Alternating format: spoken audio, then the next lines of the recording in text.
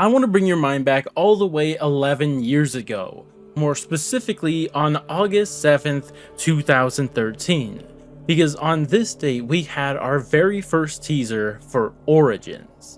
And what most people remember this teaser for was exactly that, a teaser for Origins, and more importantly was the very first time we ever saw Primus.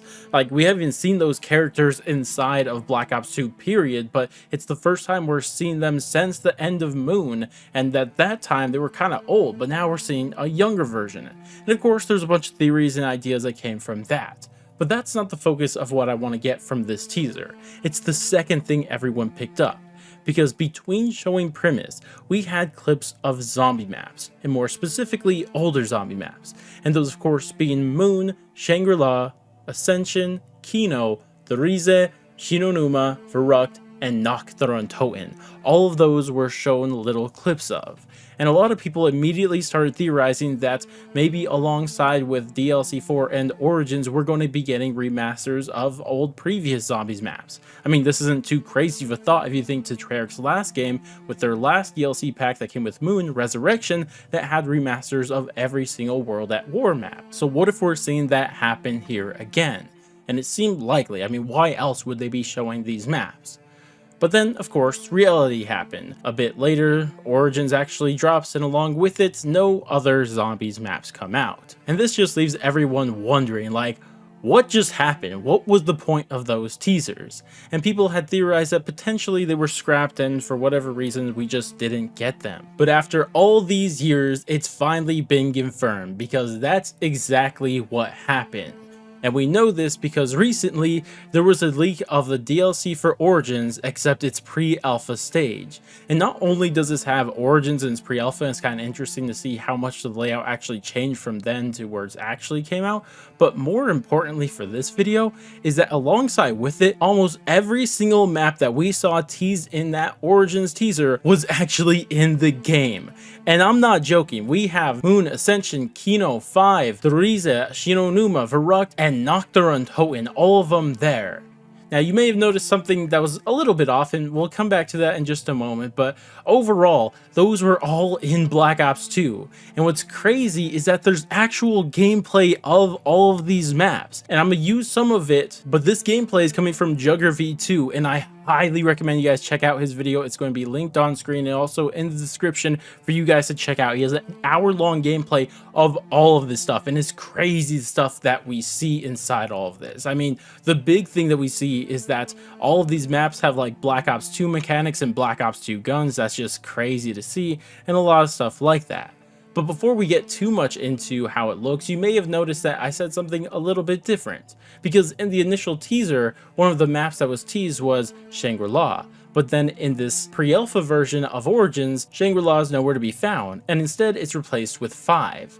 And this may be telling later on for why this got scrapped, but for now it's just something to point out. Now I gotta cut in here because actually turns out Shang is in this pre-alpha build, but it is like very poorly ported over. Like, it just looks like it barely started. Like, nothing works at all in that map, especially if you can compare it to 5. And because of that, I still think my logic here still stands, and I still do believe that 5 replaced Shang.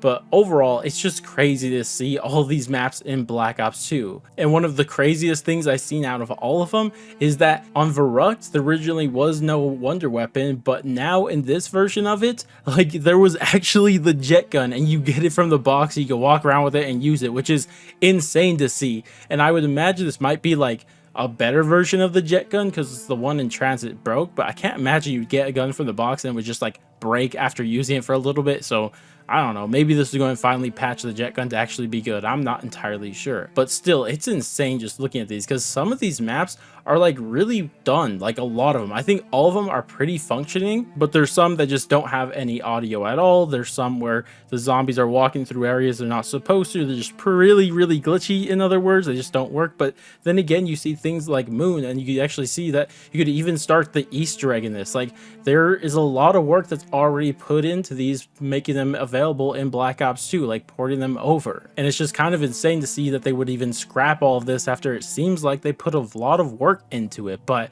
I don't know. Now, one thing I do want to point out is that the maps that we see here aren't really like remasters like Zombies Chronicles, which we'll touch on a little bit later, but like they're just direct ports, it feels like. You know, if you guys remember exactly how it worked when the Resurrection Pack in Black Ops 1, when they brought over the World at War map, they're pretty much the exact same map from what we saw in its original version. And that's what it seems like is happening here. Every single one of these maps were exactly that. They're direct ports from their original versions. There's not a lot changed.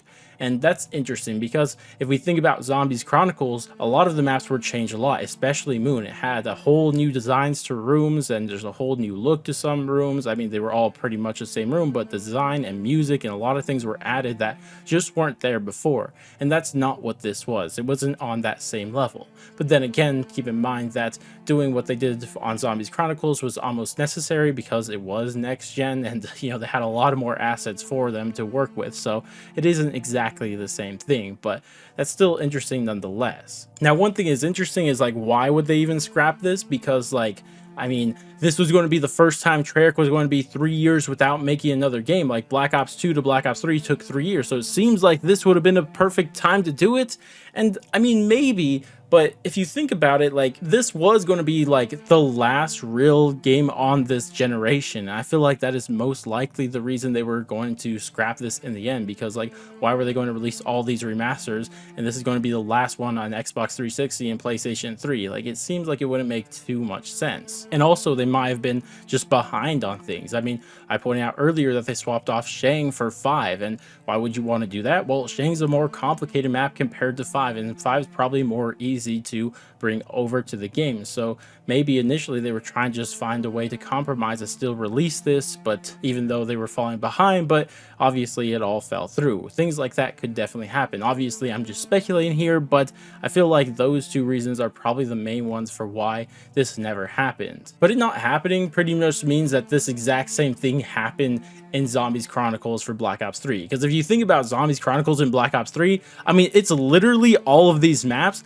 literally every single one that was teased in the original Origins teaser, with the exception of the Riza, were literally the Zombies Chronicles maps. Like literally every single one of them. The only thing that was swapped out was the Riza because the Giant was already there, and you know what they swapped it out with? Origins, which is funny because Origins was probably also going to be a part of that pack too back in Black Ops 2 for DLC 4, so it's kind of funny that really it wasn't that much of a change. It was literally the exact same pack minus the Riza. That's really what this was, which is absolutely insane now to think about it. But I am still curious, do you guys think that we would have got a Zombies Chronicle in the same form that we did if this pack did come out in the way it was originally planned?